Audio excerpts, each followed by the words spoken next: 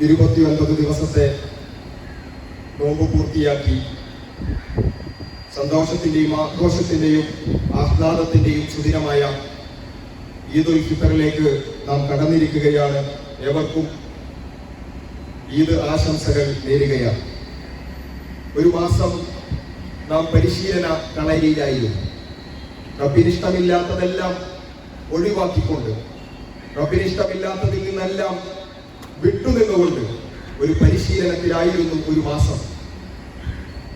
നോമ്പ് നോറ്റ് വല്ലാതെ പ്രയാസപ്പെട്ട് വൈകുന്നേരങ്ങളിൽ നമുക്ക് ഭക്ഷണം കഴിക്കാൻ, വെള്ളം കുടിക്കാൻ അതിയായി ആഗ്രഹമുണ്ട്. നമുക്ക് ഏറ്റവും ഇഷ്ടപ്പെട്ട ഭക്ഷണവും വിഭവവും വെള്ളവും എല്ലാം നമ്മുടെ തീന്മേശയിൽ നമുക്ക് മുന്നിൽ തന്നെയുണ്ട്. പക്ഷേ അതിലേക്ക് അത് കഴിക്കാൻ അല്ലെങ്കിൽ അതെടുത്ത് കുടിക്കാൻ അതിന്റെ ഒരു തുള്ളി പോലും നമ്മുടെ വയറിനകത്തേക്ക്, വായ്ക്കകത്തേക്ക് പോകാതിരിക്കാൻ നമുക്ക് സാധിച്ചിട്ടുണ്ട്. അങ്ങനെ ശ്രദ്ധിക്കാൻ നമുക്ക് സാധിച്ചിട്ടുണ്ട്. അതൊരു പരിശീലനമായിരുന്നു. എന്തുകൊണ്ടാണ് അത്രയേറെ വിശപ്പുണ്ടായിട്ടും അത്രയേറെ പ്രയാസമുണ്ടായിട്ടും ഒരു തുള്ളി വെള്ളം പോലും ഇഷ്ടമുണ്ടായിട്ടും നാം കുടിക്കാതിരുന്നത്? ഒറ്റ കാരണം മാത്രമേ ഉള്ളൂ. റബ്ബ് സുബ്ഹാനഹു വ തആല അത് കുടിക്കരുതെന്ന് പറഞ്ഞിട്ടുണ്ട്. ഇപ്പോഴത് പാടില്ലെന്ന് റബ്ബ് പറഞ്ഞിട്ടുണ്ട് എന്ന ഒറ്റ കാരണം കൊണ്ട് അതിൽ നിന്നും വിട്ടുനിൽക്കാനുള്ള ഒരു പരിശീലനം 29 ദിവസം നാം നേടിയെടുത്തു. നമ്മൾ മൊബൈലുകൾ ഉപയോഗിച്ചിട്ടുണ്ട്. മൊബൈലുകളിൽ സോഷ്യൽ മീഡിയകളിലൂടെ സ്ക്രോൾ ചെയ്യുമ്പോൾ പല അനാവശ്യങ്ങളും നമ്മുടെ മുമ്പിലേക്ക് കടന്നു വന്നിട്ടുണ്ട്. പക്ഷേ അതിൽ നിന്നും ദൃഷ്ടി മാറ്റിക്കൊണ്ട്, അതിലേക്ക് നോക്കാതെ, അതിൽ നിന്നും കണ്ണിനെ മാറ്റി നമ്മൾ ഒരു മാസത്തോളം പരിശീലനം നേടിയെടുത്തിട്ടുണ്ട്. ഇതൊരു പരിശീലനമായിരുന്നു. റബ്ബിനിഷ്ടമില്ലാത്തതിൽ നിന്നെല്ലാം മാറി നിൽക്കാനുള്ള ഒരു പരിശീലനം. അതുപോലെ തന്നെ ഈ കഴിഞ്ഞ 29 ദിവസവും നാം നന്മകളിൽ മുഴുകുകയായിരുന്നു. തറാവീഹ് നിസ്കാരങ്ങളിൽ, ഖിയാമുൽ ലൈലിൽ, സുജൂദിൽ, റുകൂഇൽ, തൗബയിൽ, പ്രാർത്ഥനയിൽ, ദിക്റിൽ, ഖുർആൻ പാരായണത്തിൽ നാം മുന്നിട്ട് നിൽക്കുകയായിരുന്നു. നാം ഒരുപാട് നന്മകൾ ചെയ്തിട്ടുണ്ട്. തീർച്ചയായും നന്മകൾ അത് പൂത്തുലഞ്ഞ ഒരു മാസമായിരുന്നു റമദാൻ എന്ന് പറയുന്നത്. എന്നാൽ ഏറ്റവും പ്രധാനപ്പെട്ട ഒരു കാര്യം ഈ നന്മകൾക്ക് ഒരു തുടർച്ച വേണം എന്നുള്ളതാണ്. അല്ലാഹു സുബ്ഹാനഹു വ തആല അവൻ ഏറ്റവും ഇഷ്ടപ്പെട്ട കർമ്മങ്ങളെ കുറിച്ച് പറയുന്നുണ്ട്. അഹബ്ബുൽ അമാലി ഇലല്ലാഹ്, അല്ലാഹുവിന് ഏറ്റവും ഇഷ്ടപ്പെട്ട അമലുകൾ എന്ന് പറയുന്നത് അത് തുടർച്ചയുള്ളതാണ്. തുടർച്ചയായി ചെയ്യുന്നതാണ് അല്ലാഹുവിന് ഇഷ്ടം. അത് ഇനി കുറവാണെങ്കിലും ആ തോതിൽ കുറവാണെങ്കിൽ കൂടി അല്ലാഹുവിന് ഏറ്റവും ഇഷ്ടം തുടർച്ചയുള്ള ഇബാദത്തുകളാണ്. അതുകൊണ്ട് പ്രിയമുള്ളവരെ, നാം 4 മണിക്ക് അലാറം വെച്ചിട്ടുണ്ട്, 4:30 അലാറം വെച്ചിട്ടുണ്ട്. ആ അലാറം ഓഫ് ആക്കേണ്ടതില്ല. ഈ 29 ദിവസവും നാം നമസ്കരിച്ച രാത്രി നമസ്കാരം റമദാനിന് ശേഷവും ഉണ്ട്, ശവ്വാൽ 1-നും 2-നും ഉണ്ട്, ഈ ബാക്കിയുള്ള 11 മാസവും ഉണ്ട്. അതുകൊണ്ട് രാത്രി നിസ്കാരങ്ങൾ നമുക്ക് തുടർച്ച വേണം. സുന്നത്ത് നിസ്കാരങ്ങൾ ഈ റമദാനിൽ തുടങ്ങിയ ഒരുപാട് ആളുകളുണ്ട്. അത് അവസാനിപ്പിക്കേണ്ടതില്ല, അത് നമുക്ക് തുടരേണ്ടതുണ്ട്. ദാനധർമ്മങ്ങളിൽ കുറച്ചുകൂടി മുന്നോട്ട് വരാൻ ഈ റമദാൻ കാരണം നമുക്ക് മുന്നോട്ട് വരാൻ സാധിച്ചിട്ടുണ്ട്. അത് അവസാനിപ്പിക്കേണ്ടതില്ല, അതിന് തുടർച്ച വേണം. ഇങ്ങനെ റബ്ബിന് ഇഷ്ടമുള്ള കാര്യങ്ങൾ അതിന്റെ തുടർച്ച ഉറപ്പുവരുത്തുക എന്നതായിരിക്കണം ഈ ഈദുമായി ബന്ധപ്പെട്ടുകൊണ്ട് ഏറ്റവും പ്രധാനപ്പെട്ട നമ്മുടെ ഒരു പ്രതിജ്ഞ എന്ന് പറയുന്നത്. അതേപോലെ തന്നെ ഒരുപാട് തിന്മകളിൽ നിന്നും നമ്മൾ വിട്ടുനിന്നിട്ടുണ്ട്. അനാവശ്യങ്ങൾ നമ്മൾ ഒഴിവാക്കിയിട്ടുണ്ട്. അനാവശ്യ സംസാരങ്ങൾ ഒഴിവാക്കിയിട്ടുണ്ട്. കളവ് പറയുന്ന അത്തരത്തിലുള്ള ആളുകൾ, അവർ കളവ് പറയുന്ന സ്വഭാവമുള്ള ആളുകൾ അത് ഒഴിവാക്കിയിട്ടുണ്ട്. അതുപോലെ തന്നെ അശ്ലീലങ്ങളും ആഭാസങ്ങളും കാണുന്ന ആളുകൾ അത് ഈ റമദാൻ പ്രമാണിച്ച് ഒഴിവാക്കിയിട്ടുണ്ട്. പ്രിയമുള്ളവരെ, സലഫുകൾ പറഞ്ഞ ഒരു വാചകമുണ്ട്, നീ റമദാനിയനാകരുത്, വകുൻ റബ്ബാനിയൻ, നീ റബ്ബാനിയനാവണമെന്നാണ്. എന്തിനാണ് നാം തിന്മകൾ ഒഴിവാക്കിയത്? എന്തിനാണ് നാം അശ്ലീലം കാണുന്നത് ഒഴിവാക്കിയത്? അത് റമദാൻ എന്ന ഒരു മാസവുമായി മാത്രം ബന്ധപ്പെട്ടുകൊണ്ടിരിക്കുന്നതാണോ? അതല്ല, റബ്ബിന്റെ തൃപ്തിക്കു വേണ്ടിയുള്ളതാണോ? റബ്ബിന്റെ തൃപ്തിക്കു വേണ്ടിയുള്ളതാണെങ്കിൽ ഈ 29 ദിവസവും നമ്മെ നിരീക്ഷിച്ച അതേ പടച്ചവൻ, അതേ അല്ലാഹു ഈ ശവ്വാൽ 1-നുമുണ്ട്, ബാക്കിയുള്ള 11 മാസങ്ങളിലും അതേ റബ്ബ് നമ്മെ നിരീക്ഷിച്ചിരിക്കൊണ്ടിരിക്കുന്നു എന്നുള്ള ഒരു ബോധ്യം നമുക്ക് വേണം. അതുകൊണ്ട് ഇത്രയും കാലം നാം എന്തുകൊണ്ട് തിന്മയിൽ നിന്നും വിട്ടുനിന്നു? അതിന്റെ കാരണം റബ്ബ് വീക്ഷിക്കുന്നുണ്ട്, റബ്ബ് നിരീക്ഷിക്കുന്നുണ്ട് എന്ന ഒറ്റ കാരണം കൊണ്ടാണെങ്കിൽ അതേ റബ്ബ് റമദാനിനു ശേഷവും ഉണ്ട് എന്നുള്ളത് നാം മനസ്സിലാക്കുകയും ആ രൂപത്തിൽ മുന്നോട്ട് വരികയും നമുക്ക് സാധിക്കേണ്ടതുണ്ട്. ഈ 29 ദിവസം നമ്മൾ ഒരൊപ്പം പ്രയാസപ്പെട്ടു, നമ്മൾ രാത്രി ഉറക്കമൊഴിച്ചു, നമ്മൾ വിശപ്പറിഞ്ഞു, അങ്ങനെ വലിയ രൂപത്തിലുള്ള ത്യാഗങ്ങൾ നമ്മൾ നിറവേറ്റി. ആ ത്യാഗത്തിന്റെ ഒരു അവസാനം എന്ന നിലക്കാണ് സന്തോഷത്തിന്റെ ഈദ് നമുക്കുള്ളത്, അല്ലെ? ഒരു ദിവസത്തെ നോമ്പ് നമ്മൾ പരിശോധിച്ച് നോക്കുക. നോമ്പ് എന്ന് പറയുന്നത് ഒരല്പ പ്രയാസം തന്നെയാണ്. ദിവസം മുഴുവനും പ്രയാസം അനുഭവിക്കുന്നതിന്റെ ഒരു അവസാനം എന്ന നിലക്കാണ് ആ നോമ്പ് തുറ എന്ന് പറയുന്ന ഒരു സന്തോഷം നമ്മെ കാത്തിരിക്കുന്നത്. അതാണ് റസൂലുള്ളാഹി സ്വല്ലല്ലാഹു അലൈഹി വസല്ലം പറഞ്ഞത്, ലിസ്വാഇമി ഫർഹത്താൻ, നോമ്പുകാരന് രണ്ട് സന്തോഷങ്ങളുണ്ട്. ഒന്നാമത്തെ സന്തോഷം ഏതാണ്? ഫർഹത്തുൻ ഇൻദ ഫിത്രിഹി, ആ നോമ്പ് തുറക്കുമ്പോഴുള്ള സന്തോഷമാണ്. അതാണ് നമ്മൾ 29 ദിവസം അനുഭവിച്ച സന്തോഷം. നോമ്പ് നോറ്റു, കുറച്ചധികം പ്രയാസപ്പെട്ടു, അവസാനം ആ നോമ്പ് തുറക്കുമ്പോൾ അനുഭവിക്കുന്ന ആ ഒരു സന്തോഷം. അതേപോലെ തന്നെയാണ് 29 ദിവസവും നമ്മൾ നോമ്പ് നോറ്റു, റമദാൻ കടന്നുപോയി, ഒരല്പം ത്യാഗം നമ്മൾ സഹിച്ചു. ആ ത്യാഗത്തിന്റെ അവസാനം എന്ന നിലയ്ക്ക് ഈ പെരുന്നാൾ ദിവസം നമ്മൾ സന്തോഷിക്കുന്നു. ഇതേപോലെ മറ്റൊരു സന്തോഷം നമുക്ക് ആവശ്യമുണ്ട്. നോമ്പ് 29 ദിവസവും നോറ്റ് അവസാനം ഈദുൽ ഫിത്തറിൽ ഇങ്ങനെ ഒരുമിച്ച് കൂടുമ്പോൾ നമുക്ക് സന്തോഷമുള്ളതുപോലെ ജീവിതം മുഴുവൻ നോമ്പ് പോലെയാക്കിയാൽ, ജീവിതം മുഴുവൻ റമദാന് പോലെയാക്കിയാൽ, ജീവിതം മുഴുവൻ തഖ്വയോടുകൂടി ജീവിച്ചാൽ നമ്മെ കാത്തിരിക്കുന്ന ഒരു സന്തോഷമുണ്ട്. അതാണ് റസൂലുള്ളാഹി സ്വല്ലല്ലാഹു അലൈഹി വസല്ലം പറഞ്ഞ രണ്ടാമത്തെ സന്തോഷം, ഫർഹത്തുൻ ഇൻദ ലിഖാഇ റബ്ബിഹി, റബ്ബിനെ കണ്ടുമുട്ടുമ്പോഴുള്ള സന്തോഷം. ആ സന്തോഷം നമുക്ക് എല്ലാവർക്കും അനുഭവിക്കണം. നോമ്പ് നോറ്റ് ഇപ്പോൾ പെരുന്നാളിൽ വന്നിരിക്കുമ്പോഴുള്ള സന്തോഷത്തെക്കാൾ റബ്ബിനെ കണ്ടുമുട്ടുമ്പോഴുള്ള സന്തോഷം നമുക്ക് വേണം. അതിന് നമ്മൾ വേണ്ടത് ജീവിതത്തിൽ റമദാനിലൂടെ പഠിച്ച പാഠങ്ങൾ ജീവിതത്തിൽ അങ്ങോളം നമ്മൾ പാലിക്കുക എന്നുള്ളതാണ്. ഖുർആൻ പറഞ്ഞല്ലോ, വലിതുക്മിലുൽ ഇദ്ദ, എന്തിനു വേണ്ടിയാണ്? വലിതുക്മിലുൽ ഇദ്ദ, എണ്ണം പൂർത്തിയാക്കാൻ വേണ്ടിയാണ്. വലിതുകബ്ബിറുല്ലാഹ അലാ മാ ഹദാകും, നേർവഴി കാണിച്ചതിനാൽ റബ്ബിനെ മഹത്വപ്പെടുത്തുവാൻ വേണ്ടിയാണ്. വലഅല്ലകും തത്തഖൂൻ, നിങ്ങൾ നന്ദിയുള്ളവരാകാൻ വേണ്ടി. അതാണ് അല്ലെ നമ്മൾ 29 ദിവസം എന്ന എണ്ണം പൂർത്തിയാക്കി, വലിതുക്മിലുൽ ഇദ്ദ, എണ്ണം പൂർത്തിയാക്കിയിരിക്കുന്നു. വലിതുകബ്ബിറുല്ലാഹ അലാ മാ ഹദാകും, അല്ലാഹുവിനെ മഹത്വപ്പെടുത്തുക, അല്ലാഹുവിനെ തക്ബീർ വിളിക്കുക. അതാണ് ഇന്ന് നാം ചെയ്തുകൊണ്ടിരിക്കുന്ന അല്ലാഹു അക്ബർ എന്ന് പറയുന്ന തക്ബീർ എന്ന് പറയുന്നത്. അല്ലാഹു അക്ബർ, അല്ലാഹു അക്ബർ, അല്ലാഹു അക്ബർ, ലാ ഇലാഹ ഇല്ലല്ലാഹു, അല്ലാഹു അക്ബർ, അല്ലാഹു അക്ബർ വലില്ലാഹിൽ ഹംദ്. ഈ തക്ബീർ കേവലം വാചകങ്ങൾ മാത്രമല്ല, കേവലം ഉരുവിടാൻ മാത്രമുള്ളതല്ല, കൃത്യമായ ഒരു സന്ദേശം തന്നെയാണ്. അല്ലാഹു അക്ബർ എന്നാണ് ആവർത്തിച്ച് നമ്മൾ വിളിക്കുന്നത്. എന്താണ് ആ പ്രഖ്യാപനം എന്ന് പറയുന്നത്? അതെ, ആ അല്ലാഹു അക്ബർ എന്ന് പറയുന്നത് ഒരു പ്രതീക്ഷയാണ്, അതൊരു പ്രഖ്യാപനമാണ്, അത് ആവേശമാണ്. അല്ലാഹു അക്ബർ എന്ന് നമ്മൾ പ്രഖ്യാപിക്കുകയാണ്. എന്റെ ഇച്ഛകളേക്കാൾ, എന്റെ താല്പര്യങ്ങളെക്കാൾ, എന്റെ ഇഷ്ടങ്ങളെക്കാൾ എനിക്ക് എന്തൊക്കെ രൂപത്തിലുള്ള താല്പര്യങ്ങളുണ്ടോ അതിനെല്ലാറ്റിനും ഉപരി അല്ലാഹുവാണ് ഉന്നതൻ, അല്ലാഹുവാണ് അക്ബർ, അല്ലാഹുവാണ് ഏറ്റവും ഉന്നതൻ എന്ന് പ്രഖ്യാപിക്കുകയാണ് നാം ചെയ്യുന്നത്. അവിടെയാണ് ആ ഒരു പ്രഖ്യാപനം നമ്മുടെ ജീവിതത്തിന്റെ ഭാഗമാക്കാൻ നമുക്ക് സാധിക്കേണ്ടതുണ്ട്, അല്ലെ? അല്ലാഹു വിരോധിച്ച ഒരു കാര്യം അല്ലാഹു വിരോധിച്ച പിന്നെ ഒരു ന്യായവുമില്ല അത് ചെയ്യാൻ, അല്ലെ? പല ആളുകൾക്കും എന്റെ ഇഷ്ടമാണ്, എനിക്കത് താല്പര്യമുണ്ട്, എല്ലാവരും ചെയ്യുന്നുണ്ട്, ഇങ്ങനെ ഒരുപാട് ന്യായങ്ങളാണ് നമുക്ക് തെറ്റുകൾ ചെയ്യാനുള്ളത്. പക്ഷേ തെറ്റുകൾ ചെയ്യാനുള്ള, ഹറാമുകൾ ചെയ്യാനുള്ള എല്ലാ ന്യായങ്ങളെയും പൊളിച്ചടുക്കുകയാണ് തക്ബീർ ചെയ്യുന്നത്, അല്ലെ? തെറ്റുകൾ പറയുന്ന തെറ്റുകൾക്കുള്ള ന്യായം എന്താണ്? എന്റെ ഇഷ്ടമാണ്, എനിക്കത് താല്പര്യമുണ്ട്, പലപ്പോഴും ഹറാമാക്കിയിട്ടുണ്ടാകും, പക്ഷേ എന്നാലും എനിക്കത് ചെയ്യാൻ താല്പര്യമുണ്ട്, എനിക്കതാണ് ആസ്വാദനം. അവിടെയാണ് പറയുന്നത് അല്ലാഹു അക്ബർ, നിന്റെ താല്പര്യങ്ങളെക്കാൾ അല്ലാഹുവിനാണ് മഹത്വം. അതുകൊണ്ട് നിന്റെ താല്പര്യത്തെ അവിടെ മാറ്റിവെച്ച് പടച്ചവനിലേക്ക് മടങ്ങുക.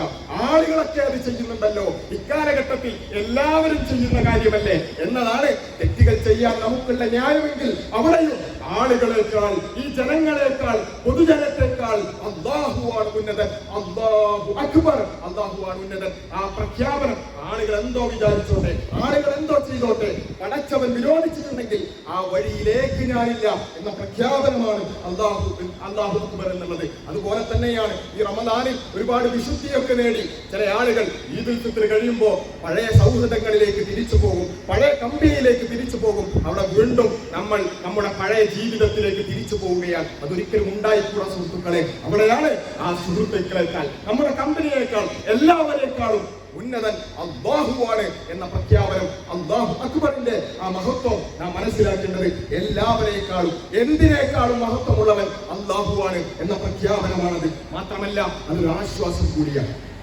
അല്ലാഹു അക്ബർ എന്ന് പറയുന്നത് ഒരാശ്വാസം കൂടിയാണ്, ഒരു പ്രതീക്ഷ കൂടിയാണ്. നിങ്ങളുടെ അധികാരങ്ങളെക്കാൾ, നിങ്ങളുടെ അധിനിവേശങ്ങളെക്കാൾ, നിങ്ങളുടെ ആയുധബലത്തേക്കാൾ, നിങ്ങളുടെ അത്തരത്തിലുള്ള ഹുങ്കിനേക്കാൾ എല്ലാറ്റിനും ഉന്നതനായിക്കൊണ്ട്, അതിന്റെ എല്ലാം മുകളിലായിക്കൊണ്ട്, അതിന്റെ എല്ലാം ഉപരിയായിക്കൊണ്ട് പടച്ചവനുണ്ട് എന്ന ഒരു ആശ്വാസം കൂടിയാണ് അല്ലാഹു അക്ബർ എന്ന് പറയുന്നത്. പ്രിയമുള്ളവരെ, നമ്മുടെ ലോകം ഏത് രൂപത്തിലേക്കാണ് പോയിക്കൊണ്ടിരിക്കുന്നത് എന്ന് നമുക്കറിയാം.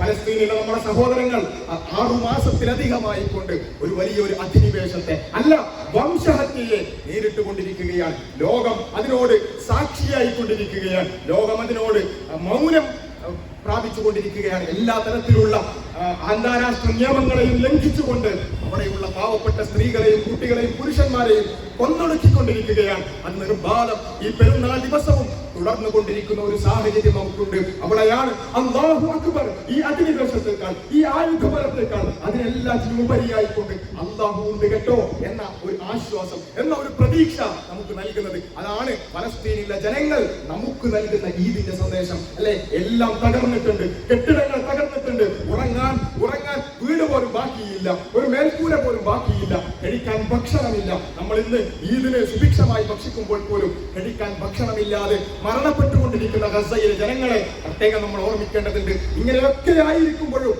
ബോംബുകൾ വന്ന് വീഴുമ്പോൾ, അധിനിവേശത്തിന്റെ എല്ലാ തരത്തിലുള്ള ഹുങ്കും കാണുമ്പോൾ അവര് പറയുന്നത് ഞങ്ങൾക്ക് എന്ത് ചെയ്യാൻ പറ്റും എന്ന് പറഞ്ഞുകൊണ്ട് കരയുകയല്ല, മറിച്ച് അല്ലാഹു അക്ബർ എന്ന് വിളിച്ചു പറയുകയാണ്. അവർ ഹസ്ബി അല്ലാഹ്, ഞങ്ങൾക്ക് അല്ലാഹ് മതി എന്ന് വിളിച്ചു പറയുകയാണ്. ആ പ്രതീക്ഷയാണ് അല്ലാഹു അക്ബർ നൽകുന്ന സന്ദേശം എന്ന് നാം മനസ്സിലാക്കേണ്ടതുണ്ട്. അവരെക്കാളൊക്കെ അത്രയൊന്നും നമുക്ക് പ്രയാസങ്ങളില്ല, അത്രയൊന്നും നമുക്ക് പ്രശ്നങ്ങളില്ല, അത്രയൊന്നും ജീവിതത്തിൽ നമ്മൾ പരീക്ഷണങ്ങളെ അഭിമുഖീകരിച്ചില്ല. അത്രയും വലിയ പ്രശ്നങ്ങളെ ഹസ്ബി അല്ലാഹ്, അല്ലാഹു അക്ബർ എന്ന് പറഞ്ഞ് ഫലസ്തീനിലെ ജനങ്ങൾക്ക് നേരിടാൻ സാധിക്കുമെങ്കിൽ പ്രിയമുള്ളവരെ, നമ്മുടെ വ്യക്തിപരമായ പ്രശ്നങ്ങൾ, നമ്മുടെ കുടുംബപരമായ പ്രശ്നങ്ങൾ, നമ്മുടെ സാമ്പത്തികമായ പ്രശ്നങ്ങൾ ഹസ്ബിയ കൊണ്ട് ഒതുങ്ങാത്തതാണെന്ന് ആരാണ് പറഞ്ഞത്? പ്രിയമുള്ളവരെ, അല്ലാഹു അക്ബർ, അല്ലാഹുണ്ട്, എല്ലാറ്റിനും ഉപരിയായി അല്ലാഹുണ്ട് എന്ന പ്രതീക്ഷ നമുക്ക് കൂടുതലായി ഉണ്ടാവേണ്ടുന്ന ഒരു സാഹചര്യം കൂടിയാണ്. നമ്മുടെ രാജ്യവും വലിയ രൂപത്തിലുള്ള ഒരു പരീക്ഷണത്തിലേക്ക് കടക്കുകയാണ്. ഒരു ഇലക്ഷൻ വരാൻ പോവുകയാണ്, ഒരു തിരഞ്ഞെടുപ്പ് വരാൻ പോവുകയാണ്. നമ്മുടെ രാജ്യം ഇത്രയും കാലം നിലനിന്നതുപോലെ സാഹോദര്യത്തോടുകൂടി നിലനിൽക്കണോ എന്ന ഒരു ചോദ്യമാണ് ഈ തെരഞ്ഞെടുപ്പിൽ ഏറ്റവും പ്രധാനപ്പെട്ട ചോദ്യം. നമ്മുടെ രാജ്യം ഇത്രയും കാലം നിലനിന്നതുപോലെ നിലനിൽക്കേണ്ടതുണ്ടോ, അതല്ല അതൊരു മറ്റൊരു രൂപത്തിലേക്ക് പോകേണ്ടതുണ്ടോ എന്ന ഒരു ചോദ്യമാണ് ഈ തെരഞ്ഞെടുപ്പിൽ നിർണയിക്കപ്പെടാൻ പോകുന്നത്. അതുകൊണ്ട് വിശ്വാസികൾ എന്ന നിലക്ക് റബ്ബിൽ തവക്കുലാക്കിക്കൊണ്ട് നമുക്ക് ചെയ്യാനുള്ള ചില ബാധ്യതകളുണ്ട്. അതേതര കക്ഷികള് അത് പൂർണ്ണമായി പിന്തുണച്ചുകൊണ്ട് അവർ അധികാരത്തിൽ വരാൻ വേണ്ടി കഴിയുന്നതെല്ലാം നമുക്ക് ചെയ്യേണ്ടതുണ്ട്. അതിനുള്ള ബോധവൽക്കരണങ്ങൾ ഇതോടുകൂടി, ഈ റമദാൻ കഴിയുന്നതോടുകൂടി അതിന്റെ ഒരു പോരാട്ട വീതിയിലേക്ക് നാം ഓരോരുത്തരും ഇറങ്ങേണ്ടതുണ്ട്. ഇനിയുള്ളത് അതിനു വേണ്ടിയുള്ള ദിവസങ്ങളാണ് എന്ന് പ്രത്യേകം നമ്മൾ ഓരോരുത്തരും മനസ്സിലാക്കേണ്ടതുണ്ട്. ആ നിലക്ക് രാഷ്ട്രീയപരമായ പ്രബുദ്ധത കൈവരിച്ചുകൊണ്ട് അല്ലാഹുവിൽ തവക്കുലാക്കിക്കൊണ്ട് അത്തരം പ്രവർത്തനങ്ങളിലേക്ക് ഇറങ്ങാൻ, വോട്ട് ചെയ്യാൻ നമുക്ക് സാധിക്കേണ്ടതുണ്ട്. വോട്ട് ചെയ്യുക എന്ന് പറയുന്നത്, തെരഞ്ഞെടുപ്പ് ദിവസം നമ്മൾ പോളിംഗ് ബൂത്തിലെത്തുക എന്ന് പറയുന്നത് നമ്മെ സംബന്ധിച്ചിടത്തോളം അത്രമേൽ പ്രാധാന്യമുള്ളതാണ്. അതിനെ മാറ്റിവെച്ചുകൊണ്ട് നമ്മൾ മറ്റൊന്നിലേക്ക്, മറ്റു അജണ്ടകളിലേക്ക് പോകരുത് എന്ന് പ്രത്യേകം ഓർമ്മിപ്പിക്കുകയാണ്, ആഹ്വാനം ചെയ്യുകയാണ്. പ്രിയമുള്ളവരെ, എന്തൊക്കെ വന്നാലും, ഏതൊക്കെ രൂപത്തിലുള്ള ഫാസിസം വന്നാലും, എന്തൊക്കെ രൂപത്തിലുള്ള സൈനിസം വന്നാലും നമ്മൾ പ്രയാസപ്പെടേണ്ടതില്ല, നമ്മൾ ദുഃഖിക്കേണ്ടതില്ല. അല്ലാഹു പറഞ്ഞിട്ടുണ്ടല്ലോ, വല തഹിനു വല തഹ്സനു അൻതുമുൽ അലൗന ഇൻ കുൻതും മുഅ്മിനീൻ. നിങ്ങൾ പ്രയാസപ്പെടേണ്ടതില്ല, നിങ്ങൾ വ്യസനിക്കേണ്ടതില്ല. അൻതുമുൽ അലൗ, നിങ്ങൾ തന്നെയാണ് ഉന്നതന്മാർ, അതിലൊരു സംശയമില്ല, നിങ്ങൾ തന്നെയാണ് ഉന്നതന്മാർ. പക്ഷേ പടച്ചവൻ ഒരു കണ്ടീഷൻ പറഞ്ഞിട്ടുണ്ട്, ഇൻ കുൻതും മുഅ്മിനീൻ, മുഅ്മിനൂൻ, നിങ്ങൾ മുഅ്മിനീങ്ങളാണെങ്കിൽ, നിങ്ങൾ വിശ്വാസികളാണെങ്കിൽ, വിശ്വാസം മുറുകെ പിടിച്ചുകൊണ്ട് ജീവിക്കാൻ നിങ്ങൾക്ക് സാധിക്കുന്നുണ്ടെങ്കിൽ നിങ്ങൾ തന്നെയാണ് ഉന്നതന്മാർ എന്ന ആ ഒരു വാഗ്ദാനം നമ്മൾ നിറവേറ്റേണ്ടതുണ്ട്. ആ മുഅ്മിനീങ്ങളാവുക എന്ന് പറയുന്ന കണ്ടീഷൻ അത് പൂർണ്ണമാക്കാൻ നമുക്ക് സാധിക്കേണ്ടതുണ്ട്. അല്ലാഹു അക്ബർ, അല്ലാഹു അക്ബർ, അല്ലാഹു അക്ബർ, ലാ ഇലാഹ ഇല്ലല്ലാഹു, അല്ലാഹു അക്ബർ, അല്ലാഹു അക്ബർ വലില്ലാഹിൽ ഹംദ്, ലാ ഇലാഹ ഇല്ലല്ലാഹ് എന്ന് പറയുന്നതാണ് തക്ബീറിന്റെ രണ്ടാമത്തെ ഭാഗം എന്ന് പറയുന്നത്. എന്താണ് ലാ ഇലാഹ ഇല്ലല്ലാഹ് കൊണ്ട് നമ്മൾ പ്രഖ്യാപിക്കുന്നത്? ദിവസവും നമ്മൾ പ്രഖ്യാപിക്കുന്നതാണ്. ഈ ഈദിന്റെ ദിവസം നമ്മൾ കുറച്ചുകൂടി ഉച്ചത്തിൽ അത് പ്രഖ്യാപിക്കുന്നു. ലാ ഇലാഹ ഇല്ലല്ലാഹ്, അല്ലാഹു സുബ്ഹാനഹു വ തആല അല്ലാതെ ആരാധനക്കർഹനായി മറ്റാരുമില്ല. മറ്റൊരു സൃഷ്ടിക്കും സൃഷ്ടാവിന് മുമ്പിലല്ലാതെ മറ്റൊരു സൃഷ്ടിയുടെ മുമ്പിലും ആരാധനയുടെ അംശമുള്ള ഒന്നും ഞാൻ അർപ്പിക്കുകയില്ല.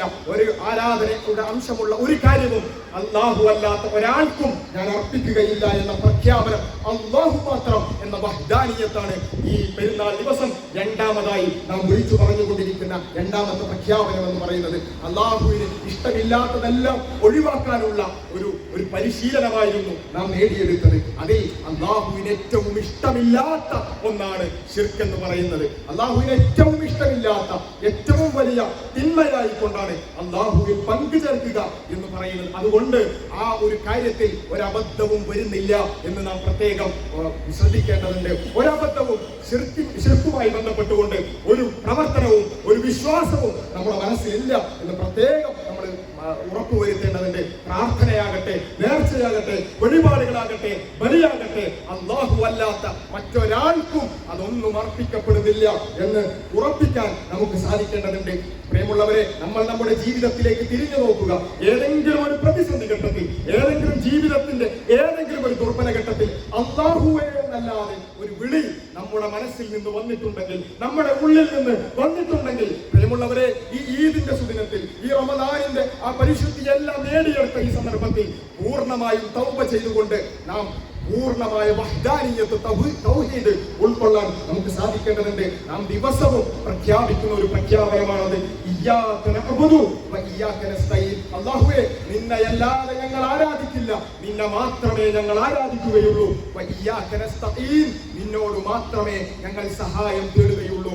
അല്ലാഹു അല്ലാത്ത ഒരു സൃഷ്ടിയോടും ഒരു തരത്തിലുള്ള സഹായതത്വവും നമ്മുടെ മനസ്സിൽ നിന്ന് ഉയർന്നു പൊന്താൻ പാടില്ല എന്ന് നാം ഉറപ്പുവരുത്തേണ്ടതുണ്ട്. പ്രിയമുള്ളവരെ, നമ്മൾ നിസ്കരിച്ചു, നമ്മുടെ ഖിയാമുൽ ലൈൽ 2 മണിക്കും 3 മണിക്കും പോയി യുവാക്കളടങ്ങുന്ന ആളുകൾ ഈ റമദാനിൽ ഒറ്റയിട്ട രാവുകളിൽ പ്രത്യേകിച്ചും പള്ളികളിലേക്ക് ഒഴുകി അവർ നിസ്കരിച്ചു, അമലുകൾ ചെയ്തു, സകാത്ത് കൊടുത്തു, എല്ലാ തരത്തിലുള്ള അമലുകളും ചെയ്തിട്ട്, പ്രിയമുള്ളവരെ, ഈ അമലുകളെല്ലാം കൊണ്ട് നമ്മൾ പരലോകത്തേക്ക് പോകുമ്പോൾ അതൊന്നും സ്വീകരിക്കപ്പെട്ടിട്ടില്ല, അതെല്ലാം തിരസ്കരിക്കപ്പെട്ടിരിക്കുന്നു എന്ന് പറഞ്ഞാലുള്ള അവസ്ഥ എന്തായിരിക്കും? അതിന്റെ ഏറ്റവും പ്രധാനപ്പെട്ട കാരണമാണ് നീ എങ്ങാനും ശിർക്ക് ചെയ്താൽ, മുഹമ്മദ് റസൂലുള്ളാഹി സ്വല്ലല്ലാഹു അലൈഹി വസല്ലമയോട് പറയാണ്, റസൂൽ ശിർക്ക് ചെയ്യുന്നതുകൊണ്ടല്ല, മറിച്ച് ഉമ്മത്തിന് അതിന്റെ ഗൗരവം ബോധ്യപ്പെടുത്താൻ പറയാണ്. നീ എങ്ങാനും ശിർക്ക് ചെയ്താലും നിന്റെ അമലുകളെല്ലാം പൊളിഞ്ഞു പോകും, എല്ലാ അമലുകളും ബാത്തിലായി പോകും. എന്ത് ചെയ്താൽ? ശിർക്ക് ചെയ്താൽ. അതുകൊണ്ട് നമ്മളവരെ നമ്മൾ ഇത്രയൊക്കെ അധ്വാനിക്കുന്നത് പരലോകത്തെങ്കിലും കിട്ടാൻ വേണ്ടിയാൽ ആ കിട്ടുന്നതിനുള്ള ഏറ്റവും പ്രധാനപ്പെട്ട തടസ്സം നമ്മുടെ മനസ്സിൽ, നമ്മുടെ വിശ്വാസത്തിൽ ശിർക്കിന്റെ അംശമുണ്ടെങ്കിൽ അതെല്ലാം തകർന്നു പോകും, എല്ലാ അമലുകളും ബാത്തിലായി പോകും. അതുകൊണ്ട് അതിന്റെ ഗൗരവം തിരിച്ചറിഞ്ഞുകൊണ്ട് ജീവിതത്തിൽ ഒരു തരത്തിലും അത്തരത്തിലുള്ള ഒരു വിശ്വാസം നമ്മുടെ മനസ്സിലില്ല. അല്ലാഹ് എന്നല്ലാത്ത ഒരു വിളി നമ്മുടെ ജീവിതത്തിൽ, നമ്മുടെ പ്രതിസന്ധി ഘട്ടത്തിൽ, നമുക്ക് പ്രയാസമുണ്ടാകുന്ന ഘട്ടത്തിൽ അല്ലാഹ് എന്നല്ലാത്ത ഒരു വിളി നമ്മുടെ മനസ്സിൽ നിന്നും ഉയർന്നു പൊന്തുന്നില്ല. അല്ലാഹുവിനല്ലാതെ ഒരു നേർച്ചയും നമ്മൾ അർപ്പിക്കുന്നില്ല എന്ന് ഉറപ്പുവരുത്തേണ്ടതുണ്ട്. അല്ലാഹു അക്ബർ, അല്ലാഹു അക്ബർ, അല്ലാഹു അക്ബർ, ലാ ഇലാഹ ഇല്ലല്ലാഹു, അല്ലാഹു അക്ബർ, അല്ലാഹു അക്ബർ, വലില്ലാഹിൽ ഹംദ്.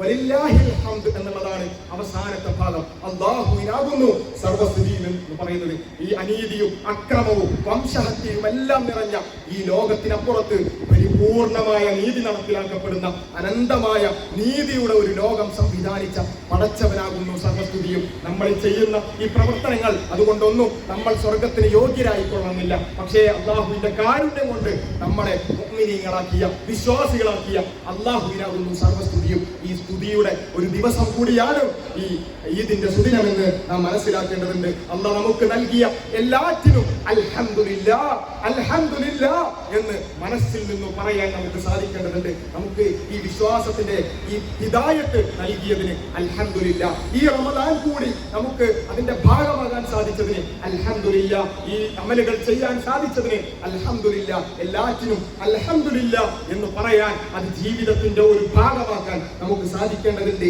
വിശിഷ്ട ജീവിതത്തിൽ ഈ തക്ബീർ നമ്മുടെ ജീവിതത്തിൽ പ്രതിഫലിക്കേണ്ടതുണ്ട്. എങ്കിൽ മാത്രമേ ഈ റമദാൻ നമുക്ക് ഫലപ്രദമായി എന്ന് നമുക്ക് ഉറപ്പിക്കാൻ സാധിക്കുകയുള്ളൂ. പ്രിയമുള്ളവരെ, നാം കരഞ്ഞിട്ടുണ്ട് ഈ റമദാനിൽ.